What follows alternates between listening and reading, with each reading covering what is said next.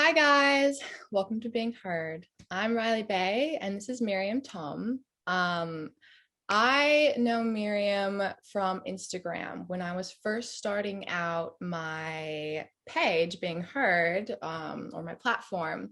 I found Miriam on Instagram. I don't actually remember exactly how I found her, but I found her and reached out to her and asked if she was willing to share her story.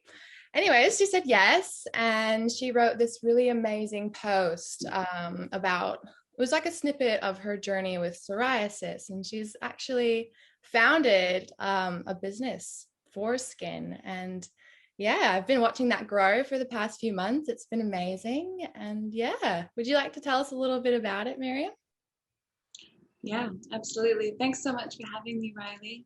Yeah. It's a pleasure, and I'm excited about your journey in itself. I think giving women a platform to really be expressive with their bodies and how they can take ownership over their own bodies is so important, especially in this age where there is just so much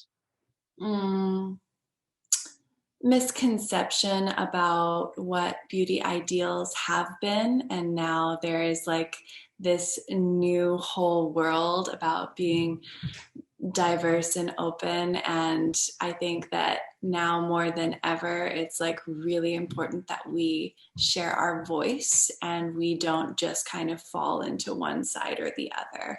Absolutely. It's how growth happens. It is. And so I'm really excited for your platform. And when you asked me to write something, it was really challenging to decide what it is that I needed to write because there were so many elements that I felt like I wanted to share. And I think I chose to talk about the skin and sexuality because that is definitely something that I am discussing a lot every day. And so it's kind of top of mind. And it wasn't so much as my skin journey as, I have always been a sexually liberated individual. Like it's always been a big part of myself to feel my sexuality, my animal instincts externally. And this has always had a huge effect on other people because we are perceptive humans and we can feel that when we go into a room. And a lot of my story was to do with me just expressing who I am and that being perceived as an invitation for attention, or an invitation for an unwanted it could have, like, where do I even begin? An invitation for me asking for sexual attention, I think is like really what it's about. And it was never about that. It was about me just wanting to be myself. And really that was a thread through my entire teenage years into my 20s until I got to a place where I had my identity sort of taken away from me. And having a skin condition that took over all of my skin made me recognize how much my skin played a part of my sexuality, how much my identity was tied up in sexuality. And suddenly I recognized that I needed to re-identify myself, and that sexual part of myself had to kind of move to the back. Yeah. And it was a journey in itself to discover that, because I ended up, for the first time in my life, like really shutting the doors, letting go of all of my like social situations, all of my romantic interests, and just really focusing in on myself. Wow. And it just helped me to understand where sexuality does come from and how it vives itself. And what I discovered was that passion, that productivity, that creativity of sexuality, like it all comes from the same place. It all comes from the same energetic center and the sacral area of your body. And that really got born again when I was able to recreate a space for healing that I felt like was lacking for me when I had my identity and my skin and my sexuality and everything sort of taken away from me at once. Yeah. That's amazing. It's crazy. Like we get so attached to what's in our external world that sometimes we actually forget what's going on inside. And I feel like the universe just came in and gave you like a quick reboot. Like here, Oh, yeah. this is where confidence can actually come from. This is where your sexuality can actually derive from. It's like we're going to take and strip away, what people see, what you see on a daily basis, and make you focus inside. That's quite a journey. That's quite a big hello, I'm here, from the universe and from your body too. Like that would have Yeah. been, I could imagine, quite confronting. Yeah, absolutely. I mean, the way that I discuss it now is that your skin condition is just, it's an indicator of like an internal pathology Mm, shown to the outside world.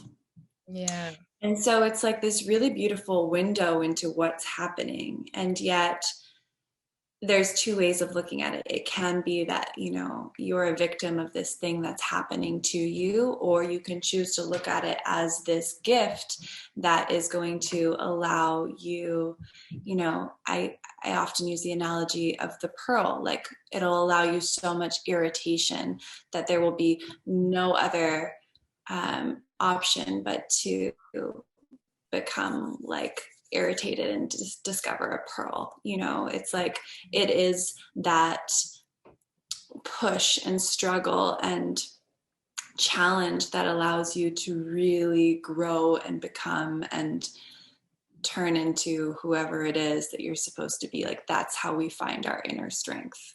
Wow, absolutely. I really resonate with that. I can definitely think back to when my skin wasn't so great, and what was happening in my internal world as well as my external was also kind of a reflection of that.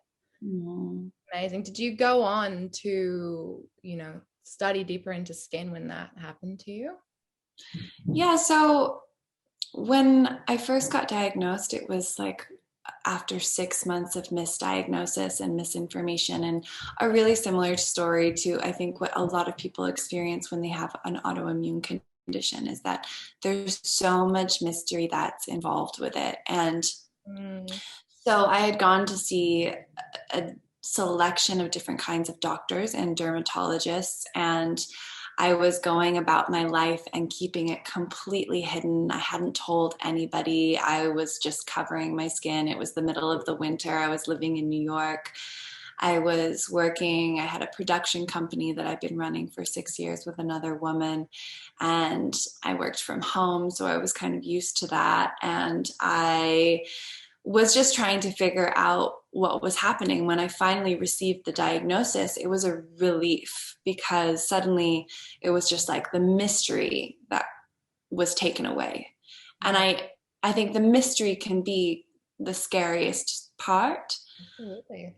Yeah. But the hardest part was being told at the diagnosis that, this is an incurable condition. You will have to manage it for the rest of your life. It's genetic. So like you've got it, you're going to pass it on. It's like these really dire circumstances where they don't really leave a lot of room for you to exist outside of their diagnosis. And Absolutely. so I was given prescriptions, and I had gone in with this idea of advocacy for myself and my health. And I knew I didn't want certain things. And at the end, I would have taken like any drug because I just wanted to get it off of my skin. I was so uncomfortable and I felt so separate from myself.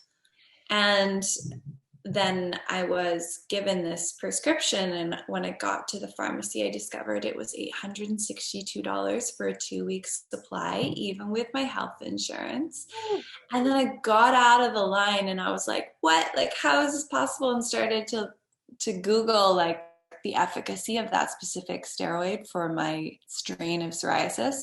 And it had never worked before. It had never been successful. So for me, I was like, oh, well, this system is broken.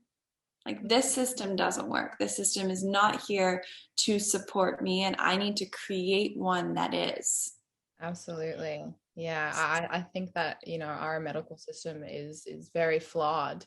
I went through a really similar experience, but with my gut. I was in and out of the doctor's office pretty much from when I was a young girl for, first of all, it started out with like my burping, and they just said it was acid reflux, but I was burping quite a lot. And that was the first indicator. And then when I was about 17, my gut really went downhill, and I went downhill. I wasn't absorbing any nutrients. I was pale, bruising easily.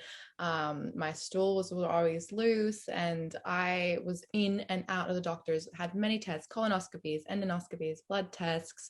I've had heart tests, like all of like everything, but everything was inconclusive or undiagnosed, or you have leaky gut, or just all of these random little diagnoses, but never a fix. And then finally, when I moved here, they told me I had celiac disease. Okay. Yeah, and which was, America could not tell me. They just kept taking my money.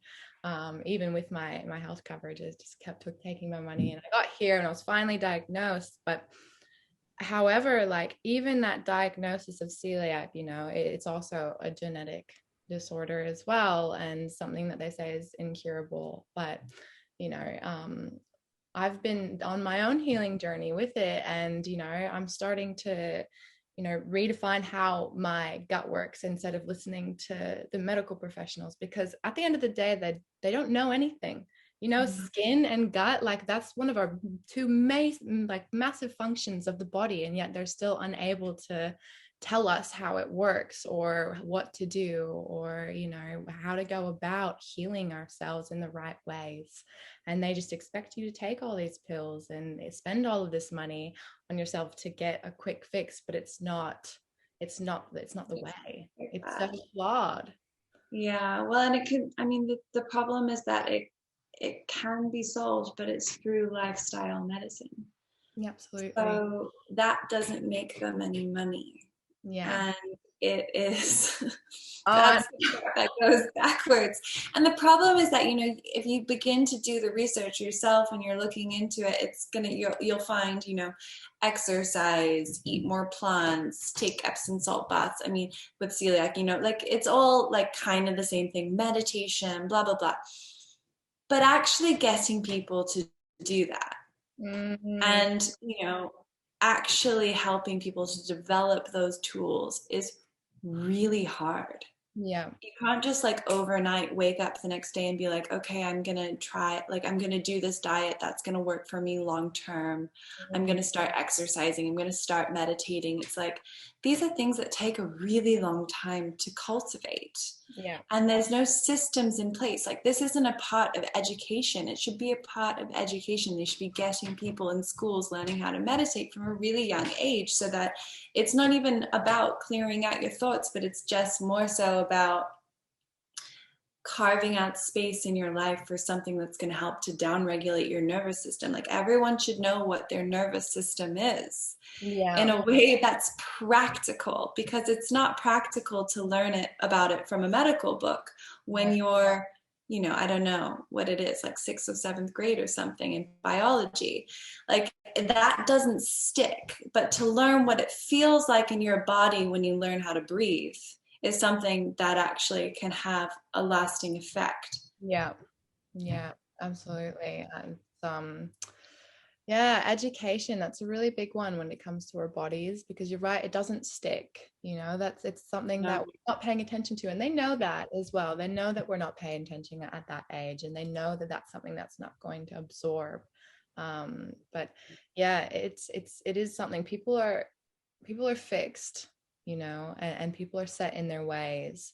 And that's why this sort of information is really vital to teach at a young age, so we can gain a better understanding of it and actually put those tools and skills into works as we're growing up. Because I really believe that, these sort of issues would be less of if we were learning that sort of stuff, from a young age and in our educational systems. Well, I mean, now more than ever too, like we look at the graphs of autoimmune disease, like it's all really been happening in the last 20 years. Mm. And so, and it's just increasing exponentially. So we know like the amount of exposure we have is just growing to, environmental toxins and environmental factors. So yeah, I think it definitely feels like the world is waking up. Like Yeah, it does, it feels like there is a revolution, but the problem is that within all of these institutions, and like especially where there is more bureaucracy, like it's just going to take a long time. absolutely. Absolutely. Yeah, I always say that to my friends, like it does feel like the world is waking up, because there's the advances in technology allow us to learn these things, at the click of the fingers, and it allow us to explore as well, which is really beautiful, and that's a real positive about technology.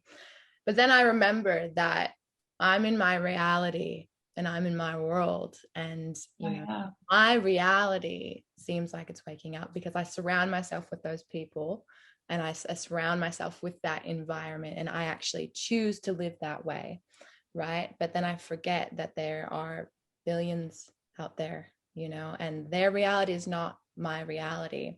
Their reality might not be waking up. Their reality might still be stuck in old narratives and old systems. And that is in return going to be passed down to their, younger generations.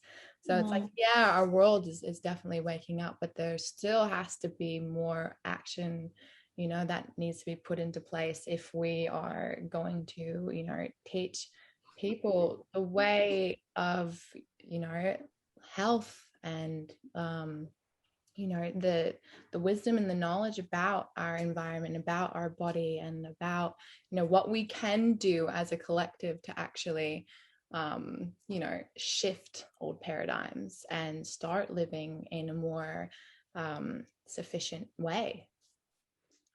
Yeah. I mean, the echo chamber is so real. And especially when you start to, I'm sure you've watched The Social Dilemma and understanding the way that like advertising plays such a huge role in like everything that we're consuming when it comes to even information.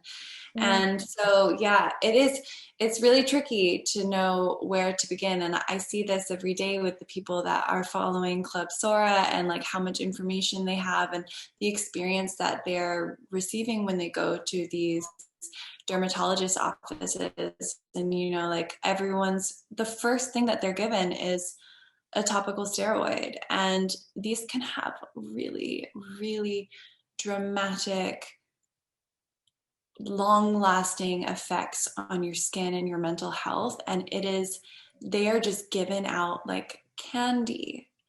And it's so wild because, these people, if you haven't, and the majority have not been told there is another option, like you can actually treat it through your nutrition, through stress management, through like finding the right ways to direct your energy, Mhm. then they will believe that that's the only way. And your belief system and the words that are being used on you are so strong and take such a hold of your new belief systems, your new neural pathways around this idea of Yeah, how it is that you can heal, that they're not given the opportunity to just have a different kind of experience or to, you know, to know that they have the capacity to be their own healer, to like take the control back into their hands.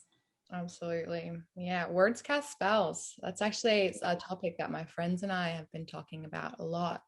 Words cast spells, and they lock in agreements with your brain and yourself. Mhm. And because information like that's not being shared.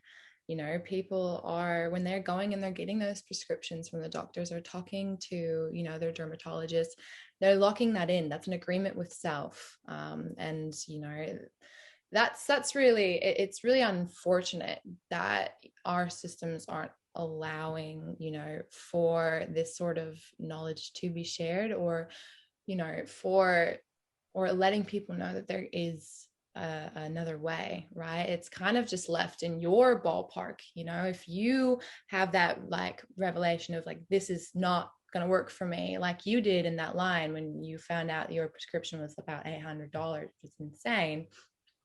You had a drop and you're like, there's got to be a different way. There's got to be a different way. And, you know, not everybody has that awareness like that. You know, not everybody can get No. that point. I mean, I feel really blessed because I come from a family, you know, my father's an osteopath. I've like been, alternative medicine has been a part of my life. And even with that backing, you know, I still was like, give me drugs, you know, like that was how real the desperation was. Yeah. But because the drugs were so prohibitively expensive and not successful, it helped me to kind of peel back and say, okay, well, I really do know what's going to help. And I know it's a longer road and I have to just take it. But I think this is one of my greatest goals in Club Sora, is to be able to get that information into dermatology offices so that when people are given their diagnosis, they can say, this is one of your options, but also this is another way that you can go. And it has long-lasting effects, like, and you can find remission, and you can like really increase your level of happiness and self-worth and like all of the things that like make life worth living. You know, it's like, it's about discovery of self. It's about self-study. And like, that's so much about what your skin is. You know, earlier when I was talking about my sexuality and my confidence of having that be all through the skin, it is so much like it's our vessel. Mm-hmm. And it shows everything on it. It has all of the nerves that allow us to know how we feel inside, outside, you know, with the flush of your cheeks or when you touch something that's too hot. And it's like, there's so many ways that our skin connects us with the outside world. And the more that we understand about our inside, like the more we can change the outside. Like our mental health has such an effect. Our mind-body experience has such an effect.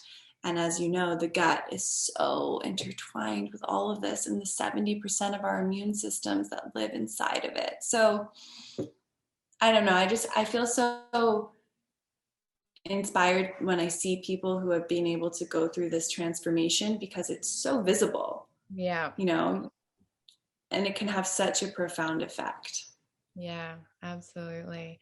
So your inspiration for Club Sora, Sora, it came from, was that something that has kind of been building over the past few years, or was that something that dropped in like that? Where did you find your inspiration? It was a drop-in moment for sure. Yeah. It Yeah. was, you know, I spent about a year in the like healing journey, and where it was like very much dedication, very much like, you know, very tight vision. Like this was what I was focused on.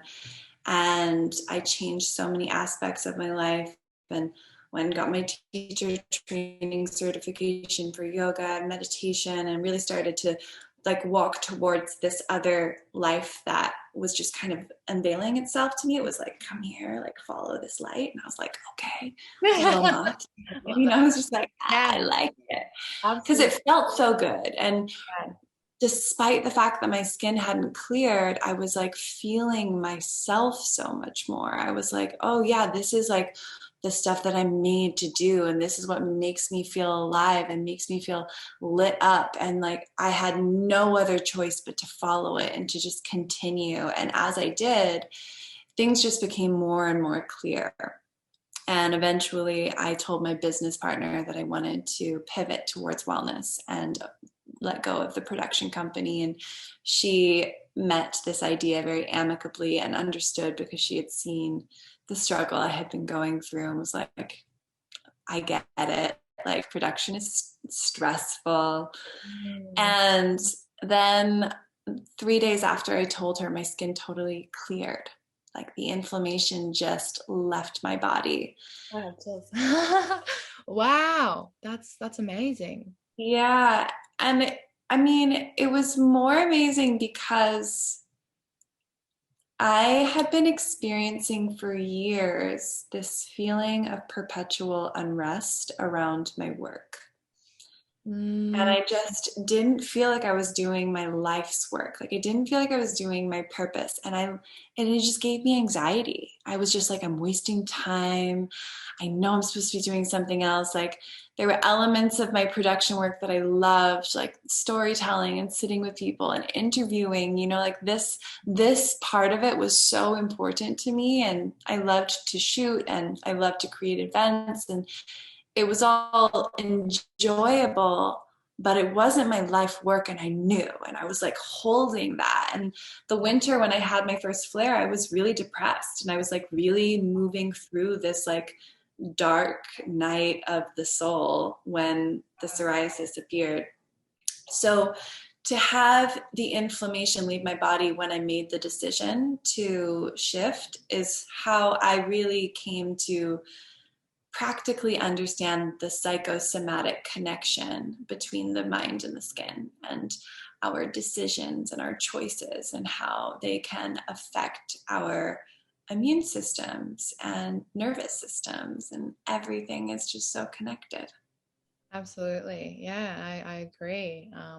Again, really similar thing with my gut, it's like I I'm not going to say it's fully healed, but I've never experienced a life without disease until, the last couple of years, when I have actually started living out what feels like my life's purpose. I removed myself from an environment that gave me anxiety, Yeah. that made me feel depressed, that I was, struggling in mentally. And, once I removed myself from that environment and, just removed anything that was causing my, you know, my nervous system, my internal to like react in a negative way, I noticed such a big shift in the way that my digestive system started to react. It was amazing. Like, it went from every day of disease to maybe once every few weeks, and it only gradually gets better because I'm more in tune with self, and I now kind of know that my external world really does have an impact on what's going on in my internal world. And if I'm going to put myself through something that is stressful or gives me anxiety or depression, like, I know that I'm going to see that in a reflection of my gut health. Mm-hmm. Yeah. Absolutely. Yeah. Yeah. I it's an amazing tool to be able to start to understand, like, the way that you're digesting is like the way that you're digesting your life. Absolutely.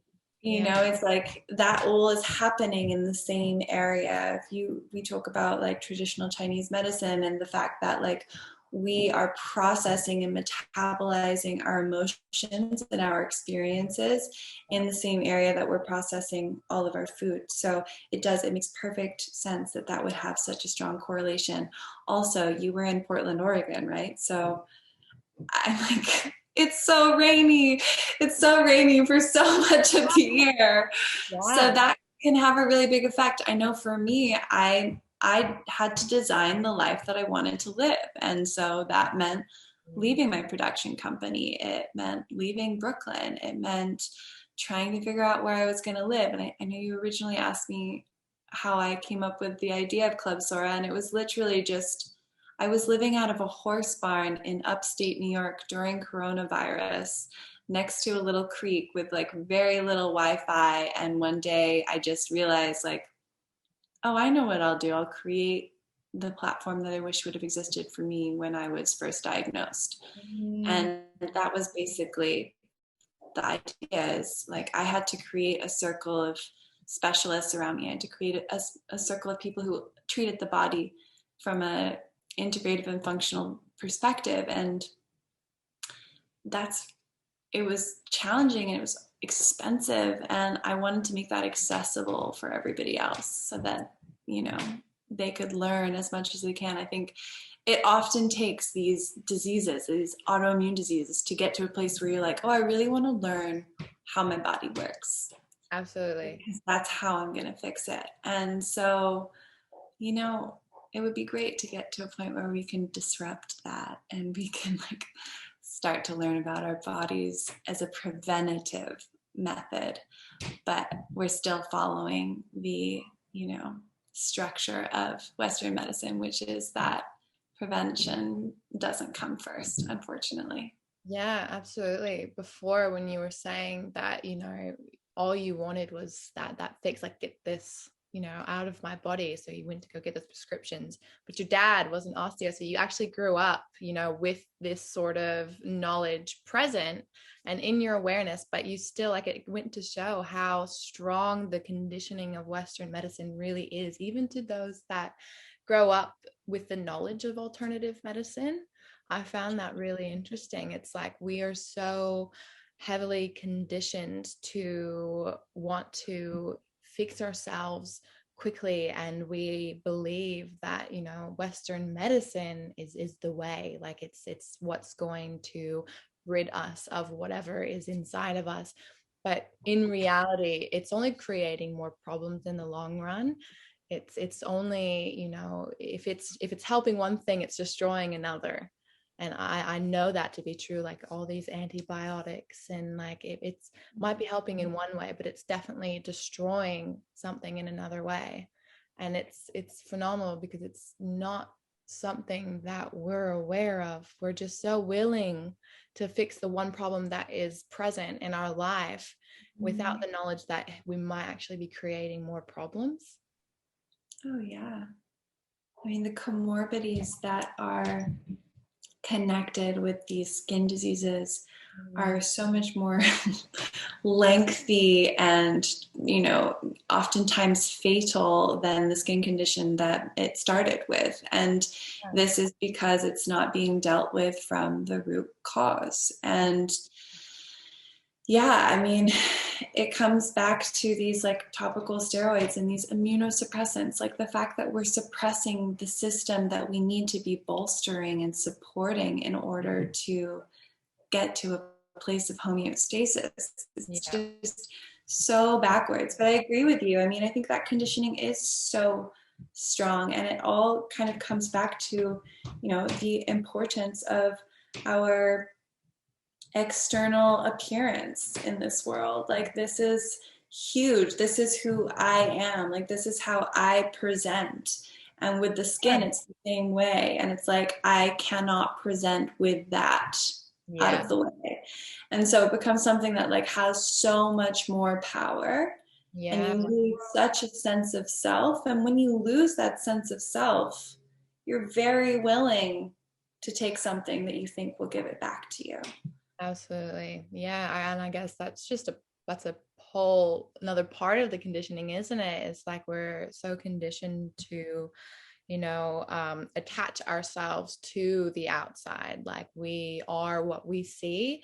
And that's, you're right. Like we're so willing, if that part of ourselves is unrecognizable in a way to you, you're just so willing to like, give me anything. I'll take anything as long as I can see myself in the light that I did once see myself. And that's massive. And not a lot of people have that realization to actually go, I'll step back and, give myself time to heal and know myself from the inside out, because we are so attached to the outside, because that's what society places the most importance on. They're not placing the importance on what's inside. They're placing the importance on the outside through media, through, education, through medical system. It's really is like, if you're not looking good on the outside, don't care about the inside. It's just the outside. Yeah. I often say too that, the skin is kind of like a star in the sky, because sometimes like what's happening on the inside takes a really long time to show up on the outside. So it's like you have to have so much patience and trust in the process in order to like actually get to a place where you're seeing results. Absolutely. And that can be really challenging. Whereas like if you do use topicals, you see the results right away. And I think I lost you. I think maybe you're muted. No, I'm here. Oh, you're back. Okay. Like you were underwater. I was like, I can kind of hear you. Yeah, it's something that we deal with a lot at Club Sora, because they're all there to heal. They're all there to see a change in their skin. Mm-hmm. And it really does have to happen from feeling yourself getting better, feeling an improved sense of mental health, and feeling more connected to self. And when you start to feel the success of that, and when you start to feel yourself like walking in your light, or, leaning into your joy in ways where you're just like, you're following it, that's when the changes start to happen. Absolutely. Yeah. I mean, it's the power of manifestation, right? Like when you think it and you feel it and you walk it and you take those steps towards that feeling and that, that manifestation that you are desiring, like that's when the works start to play out, and that's when everything falls into place. It is it starts with belief. Like you really have to believe that, like, and that's a hard thing to do. That in itself is its own journey, because humans, we are brought up to be hard on ourselves. We're brought up to, I feel like, see the negative side of things sometimes. I feel like there's a lot of, I don't want to say questioning things, because questioning things is good, but we tend to see the darker side of things, like we tend to be stuck in that victim mentality, right? So finding that, that inner belief can be really hard for some people, because it's yeah. What worked for you? So when you were in your journey and you were trying to figure out, how to approach celiacs with your lifestyle, because I assume that's like how you got to a place of homeostasis. Where did your belief come from? Oh gosh, myself. It had to start with myself. Like I searched for it in other places, and I searched for it in other people, but at the end of the day, like it definitely had to come from self. I had to build that. Like I really did. But it took so much more than just like, okay, I believe in myself. Like I really had to work toward that. It was a practice. It was an everyday practice. Truly. Yeah. I mean, that's what all of this is, right? It's like it has to be every day. Otherwise we just like, we fall back, we fall out of it. And like, I know for me, I'm like, I'm always talking about how healing is like, it's just lifelong maintenance.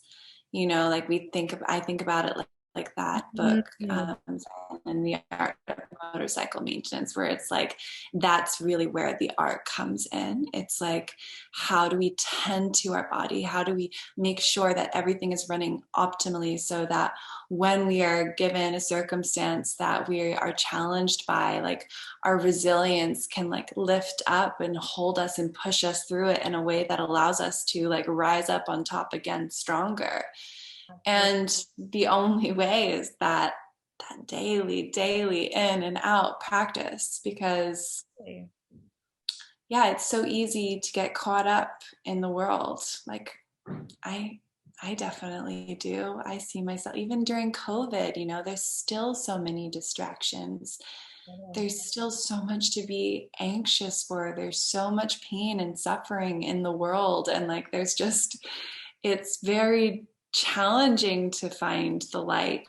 But yeah, these daily practices and surrounding yourself with these communities of people who are on that same journey, like, gosh, it's so incredibly helpful to heal within community. Oh, absolutely. I really truly believe that. I have the most wonderful community surrounding me, and you're right, you know, through that you find, you know, healing, and through that you build those tools and those skill sets to put into practice in your daily practice. You know, it's it's all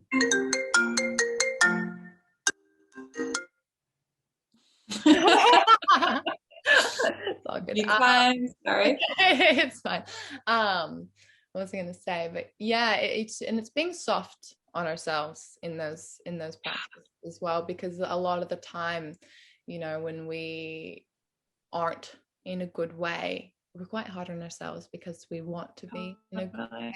And especially with that awareness, you know, that we have, when we find ourselves down and kind of in the dirt, it's challenging to see the light. It's challenging to be like, no, okay, let's be soft on myself. Let's just allow myself to feel for this today. Like, let's just be down. I don't have to be up all the time. I think there's a misconception that we have to be positive all the time. I think with that comes its own anxiety as well. You know, the ebb and flow of life is where we really need to reside in and be soft, you know, on that flow and on that train. Like, when we're up and we'll ride that wave, but when we're down, we've got to really give ourselves that time and that love. And I think that's when our body and mind and soul is asking for it the most as well. But I know that I still struggle with that. You know, for me, that's part of the practice, and it's part of the journey, is to be kind to myself on those days, and to realize that I can't always be this, you know, positive, you know, person that's, you know, just vital with energy in life. Like, I have to allow myself to be down, because if I don't allow myself and I push through that, I'll see that, and I'll see that as a reflection in my gut or my skin or my hair, my body. Yeah. Well, I think that's also like, that's the depth of what being a human is. You know, there's only as much lightness as there is dark, and in all polarities, it's like that's what allows you to find balance. And in the same way that, you know, you have to that you spend energy, you have to conserve your energy, and like that's how you find the place in between. So, Miriam, you've mentioned before that a few people have been saying that you are making skin conditions sexy. Yeah, I think that this is really funny to me, because it definitely wasn't my intention at all. But what I'm finding is that skin, as I said in the beginning, skin is sexy. Like, skin is, it shows our health, it shows our age, it shows a story. And when we start to get vulnerable and share our skin from a place of confidence, it is sexy. Yeah. And I think that's really what it comes back to, what we were talking about in the beginning, is that, you know, it takes that level of confidence Mm. and sharing your story to really bring your sexy back. Absolutely. And I actually had a really wild experience where this is maybe a little confidential. So hopefully he never finds this. I had a friend of mine. Yeah. Okay, yeah. I had a friend of mine who I had a romance with, and he was a wonderful photographer. And I asked him when I was in my full flare, like, will you shoot my skin?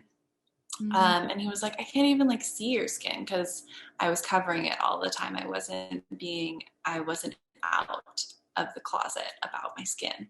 And so he came over for that day, and I like stood there and took off all my clothes, and he was like, oh, okay, like, yeah, this is what you're dealing with. And Mm. it was a really hot day in Brooklyn. I was like pouring with sweat, and we had this like really beautiful shoot. And afterwards he left, and then like a week later he came over, and he like basically was like, you know, you're so beautiful, like your confidence, your vulnerability, like all of this, like that just came through so much from that experience for me. Like, and it was so affirming to be seen from the outside of like, it didn't matter what was displaying on my skin. It was the fact that like for me, I knew that I had to document this story. I had to show what I was going through.